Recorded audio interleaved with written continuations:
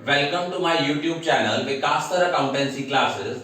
These are the last minute tip. Tomorrow your question paper will be of 40 marks. It will consist of three parts. Part 1, part 2 and part 3. But you have to attempt only part 1 and part 2 because part 3 will be from computerized accounting which you people will not attempt. Part 1 will have three sections. Section A, Section B and Section C. Section A में बेटा 18 questions होंगे, number होंगे 1 to 18 और उसमें से आपको 15 question attempt करने हैं.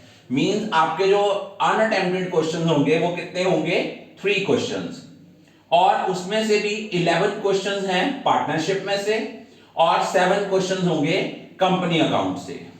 सेक्शन बी, इसमें भी 18 क्वेश्चंस होंगे from question number 19 to question number 36. 11 questions होंगे फ्रॉम पार्टनरशिप एंड 7 क्वेश्चंस होंगे from company accounts. And section C में बच्चे जो आपके क्वेश्चंस हैं वो होंगे आपके 5 क्वेश्चंस और आपको अटेम्प्ट करने हैं 4 क्वेश्चंस. मीन उसमें आपका अनअटेम्प्टेड क्वेश्चंस कितने हो गए 1. और ये जो आपका सेक्शन सी है इसमें केस बेस्ड क्वेश्चन होंगे. 1 केस बेस्ड होगा from partnership and 1 case based question from company accounts. अब देखो टोटल पार्ट 1 में आपको कितने क्वेश्चन अटेम्प्ट करने हैं. एक आपको अटेम्प्ट करने हैं सेक्शन ए में 15 क्वेश्चंस, सेक्शन बी में 15 क्वेश्चन, सेक्शन सी में 5 क्वेश्चंस. इट मींस टोटल जो आपको क्वेश्चंस अटेम्प्ट करने हैं वो कितने करने हैं, वो आपको करने हैं टोटल क्वेश्चंस आपको अटेम्प्ट करने हैं 15 from section A, 15 from section B और उसके बाद आपको करने हैं 4 क्वेश्चंस फ्रॉम सेक्शन सी. तो आपके टोटल नंबर ऑफ क्वेश्चंस जो आपने अटेम्प्ट करने हैं वो हैं आपके 34. उसके बाद पार्ट 2 में 2 सेक्शंस होंगे और पार्ट 2 जो है it is entirely based on your third book और इसमें सेक्शन ए है. सेक्शन ए में आपके क्वेश्चन होंगे 42 to 48, that will be 7 question और उनमें से आपको 5 क्वेश्चन अटेम्प्ट करने हैं. 2 क्वेश्चन आपके नॉट अटेम्प्टेड में जाएंगे. 2 क्वेश्चन इसमें 5 में से ये जो आपके क्वेश्चन है इनमें 2 क्वेश्चन होंगे फाइनेंशियल स्टेटमेंट में से, एक क्वेश्चन होगा फाइनेंशियल स्टेटमेंट एनालिसिस का, 4 क्वेश्चंस होंगे रेशियो एनालिसिस में. सेक्शन बी में जो आपके नंबर ऑफ क्वेश्चंस हैं वो 7 हैं और आपको इनमें से अटेम्प्ट करने हैं 6 क्वेश्चन.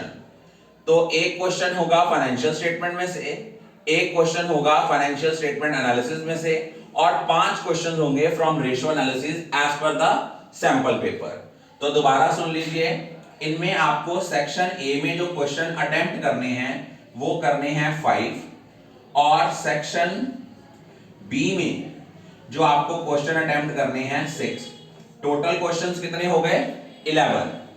अब पार्ट 1 के क्वेश्चन अटेम्प्ट करने हैं 34 और पार्ट 2 के नंबर ऑफ क्वेश्चंस अटेम्प्ट करने हैं 11. अब आपके पास जो एवरेज टाइम पर क्वेश्चन है दैट इज ओनली 2 मिनट्स. अब आपने इसको बहुत ध्यान से चॉइस करनी है. स्टूडेंट्स मेजॉरिटी आप लोग एग्जाम्स में गलती क्या करते हो, अटेम्प्ट करते हुए स्टूडेंट्स जो गलती करते हैं, कई बार क्या होता है कि आप पहले जब क्वेश्चन पेपर रीड करते हो आपको लगता है ये क्वेश्चन हमें नहीं आता. जो आपने ये वाला कॉलम है हैशटैग वाला कॉलम है, ये सबसे बाद में इनके सर्कल, इस कॉलम के सर्कल को डार्क करना है जो आपके अनअटेम्प्टेड हैं. पहले आपने क्वेश्चन जो आपको आते हैं वो अटेम्प्ट कर लिए, फिर आपने सबसे पहले देखना है कि सेक्शन ए में 18 में से 15 क्वेश्चन कर लिए हैं. 3 जो आपने अटेम्प्ट नहीं किए पहले उनको फर्स्टली उनको जो है हैशटैग वाले इस कॉलम के सर्कल्स को डार्क नहीं करना, एंड में करेंगे. उसके बाद देखिए सेक्शन बी में से आपने 18 में से 15 क्वेश्चन कर लिए हैं. सेक्शन सी में आपके नंबर ऑफ क्वेश्चंस जो थे वो थे 5, उनमें से क्या 4 आपने अटेम्प्ट कर लिए. उसके बाद फिर देखना है पार्ट 2. सेक्शन ए में आपको 7 क्वेश्चन आए थे, 5 कर लिए. सेक्शन बी में आपको 7 क्वेश्चन आए हैं, उनमें से 6 अटेम्प्ट कर लिए. जब आपने देखे कि आपके 45 क्वेश्चंस अटेम्प्ट हो गए हैं टोटल नंबर ऑफ क्वेश्चन जो क्वेश्चन पेपर में है वो 55 है। 55 में से आपको 45 क्वेश्चंस करने हैं। तो उसके बाद आपने पहले सबके आंसर्स को गो थ्रू करना है कि कहीं ये तो नहीं किया कि आपने कोई क्वेश्चन अटेम्प्ट करा है वो गलत लग रहा है। अगर आपको लगता है कि जो आपने क्वेश्चन अटेम्प्ट किया है वो गलत लग रहा है, उसके कॉरेस्पॉन्ड उसके बिल्कुल आगे जो हैशटैग वाले कॉलम में सर्कल है, इस सर्कल को डार्क करना है। तो उसकी जगह आपने क्या करना है, जो क्वेश्चन आपका नॉट अटेम्प्टेड था उसको अटेम्प्ट कर लेना है। अगर आप इनिशियली ही अनअटेम्प्टेड वाले कॉलम के सर्कल को डार्क कर लेते हो, फिर आपके पास करेक्शन की ऑप्शन नहीं बचती। वैसे तो आपकी करेक्शन की ऑप्शन है, आपके पास हर क्वेश्चन की 3 ऑप्शन है, A B C D. Suppose आपने पहले आपको फर्स्ट क्वेश्चन ही है, उसका आंसर लगा आपको बी, आपने ये बी सर्कल को डार्क कर लिया।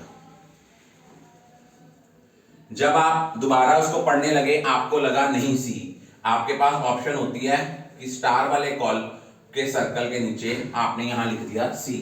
लेकिन अगर आपको दोबारा पता लग गया, अब आपको दोबारा लगता है कि नहीं इसकी ऑप्शन ए भी नहीं बनती, सी भी नहीं बनती, इसकी तो ए बनती है, फिर उसके लिए आपको इसको ओवरराइट करने में कई बार मुश्किल हो जाती है। तो बेटर है इनकी जगह कोई अनअटेम्प्टेड क्वेश्चन जो आपने छोड़ा था, अगर आपको वो आता है आप वो अटेम्प्ट कर लीजिए। और एक याद रखना, जो स्टार वाले कॉलम में आपने ऑप्शन लिखनी है उनको आपने कैपिटल लेटर्स में लिखना है, स्मॉल लेटर्स में नहीं लिखना। अगर आप स्मॉल लेटर्स में लिखते हो तो वो आपका इवैल्यूएट नहीं होगा। I wish you all the best. Be cool, be calm, revise the key points thoroughly, and wish you all the best.